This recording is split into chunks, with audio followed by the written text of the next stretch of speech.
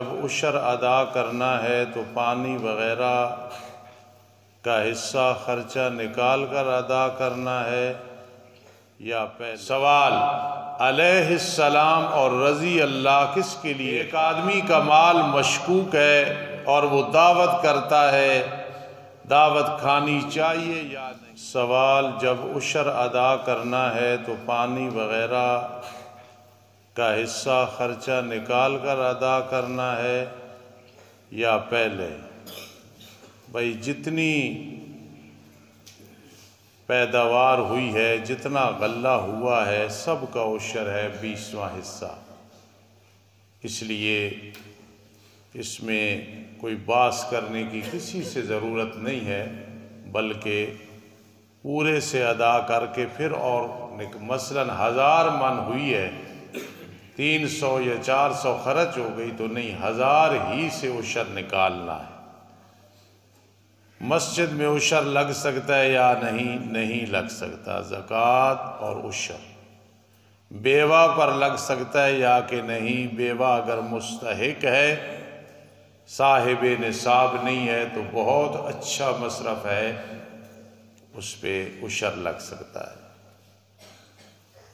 آیا جمعے کے دن حجامت کروانی، ناخن کاٹنے وغیرہ مشہور ہے، سنت ہے، یہ صحیح ہے یا غلط ہے؟ یہ صحیح ہے، جمعے کے دن حجامت کرنی، یہ ناخن وغیرہ یہ سنت ہے، سنت پہ عمل کرنا ہے انشاءاللہ۔ سوال: علیہ السلام اور رضی اللہ کس کے لیے خاص ہے؟ علیہ السلام نبیوں کے لیے ہے، ولیوں کے لیے بھی نہیں، صحابہ کے لیے بھی نہیں، اور رضی اللہ یہ صحابہ کے ساتھ خاص ہے، اہل بیت حسنین کریمین وغیرہ ان کے ساتھ خاص ہے۔ علیہ السلام اور رضی اللہ اس طرح۔ ایک آدمی کا مال مشکوک ہے اور وہ دعوت کرتا ہے، دعوت کھانی چاہیے یا نہیں؟ تحقیق کر کے کہ بھائی سنا ہے تیرا مال مشکوک ہے، اگر اس سے کھلانا ہے تو میں نہیں آتا، کیونکہ جو مال مشکوک ہو، حرام ہو، وہاں اگر آدمی کوئی چیز کھائے تو ضرور روحانی اثر پڑتا ہے، عبادت کو دل نہیں کرتا وغیرہ، تو مشکوک مال میں اپنا شک نکال لے، بیٹھ جاؤ بھائی ساتھی جو باہر کھڑے ہو بیٹھ جاؤ، تو ایسے کرنا ہے۔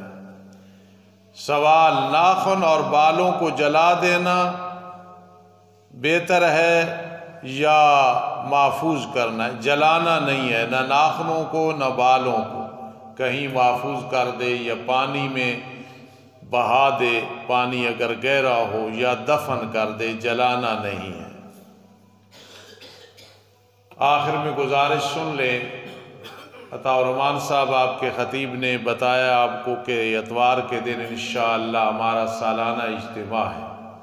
کچھ لوگ اعتراض کرتے ہیں کہ استاد جی مولویوں کو ٹائم تھوڑا ملتا ہے، مسئلہ نہیں سمجھ آتا۔ بات یہ ہے کہ بہت سارے علماء ہوتے ہیں، 19واں ہے تو ہر سال میرا بھی نام ہوتا ہے، اس دفعہ بھی کہ یہ موضوع بیان کرنا ہے، عطا الرحمن صاحب کا بھی کہ یہ موضوع، انہوں نے کل کسی اور مولوی کو ٹائم دیا کہ وہ زیادہ مستحق ہے۔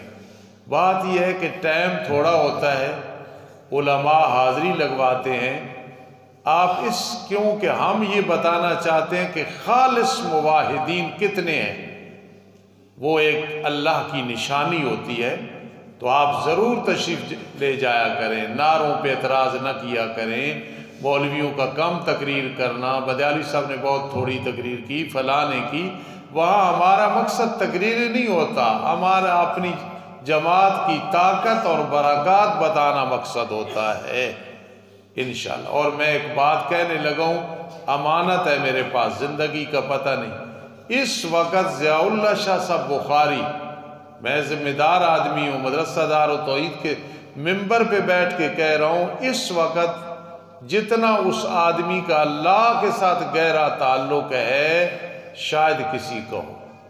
بالکل میں امانت دیانت کے ساتھ کہہ رہا ہوں، ان کے پاس بیٹھ کے آدمی کو جو لذت محسوس ہوتی ہے ایمانی، یا اور کئی چیزیں سمجھ آتی ہیں۔ تو اس لیے جو بھی جاؤ اجتماع میں، خدا را آخر میں ان کے چاہے چند بول ہوں، چاہے جیسے بھی ہوں، بعض اوقات وہ غصے میں ہو جاتے ہیں، ہم جاتے ہیں تو ان کا مزاج سخت ہوتا ہے، کبھی کو بات سمجھانی شروع کرتے ہیں سختی کر دیتے ہیں۔ تقریر میں جو بیان کریں آپ توجہ سے سنیں، میں خیرخواہی کے طور پہ کہہ رہا ہوں، انشاءاللہ آپ کو ایمان میں اضافہ ہوگا۔ اس وقت وہ میرے نزدیک اس لیے نہیں کہ میرے پیروں کے بیٹے ہیں اور میرے بیٹے نہیں کہ میرے پیر ہیں، اس وجہ سے نہیں، میں اس وجہ سے کہ وہ بہت بڑے آدمی ہیں، اللہ کے بہت قریب ہیں۔